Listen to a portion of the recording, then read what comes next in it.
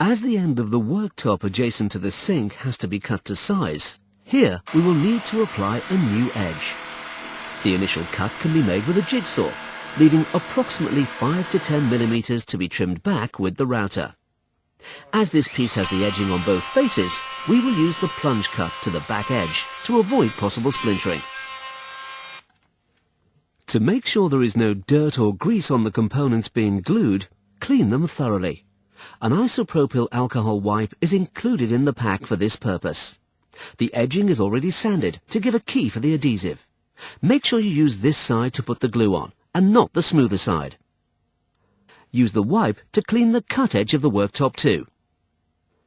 To make sure a good even pressure is applied along the length of the edging, we recommend the use of 3-way clamps, spaced out approximately every 150 millimeters. Use some scrap material or wood under the clamps to make sure that the face of the worktop is not damaged. With all the clamps in place, awaiting the edge strip, we are ready to mix the adhesive. Mix the adhesive well and pipe it onto the edging. Make sure there is a good bead of adhesive around the edge of the strip, and then fill in the center portion with a suitable covering. Feed the edging under the row of clamps and hand tighten the lateral part of the clamp. You should see the adhesive squeeze out of the edges. Depending upon the ambient temperature, leave this adhesive to cure for approximately 45 minutes. On cool or damp days, this may take longer to cure fully.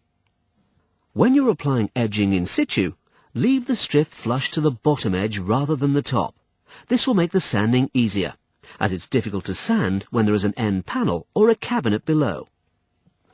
When the adhesive is fully cured, remove the clamps, and we are ready to start to sand the edging. Start with the coarsest grade of sandpaper, a 120 grit, and the random orbital sander, and remove the overhang from the underside and the end. It is quite easy to see when enough of the excess is removed. Then, change to the 240 grit and cover all areas of the edging. To replicate the radius edge of the worktop, roll the sander over the edge. This is all we need to do to the underside of the board. A hacksaw can be used if the overhang is big enough.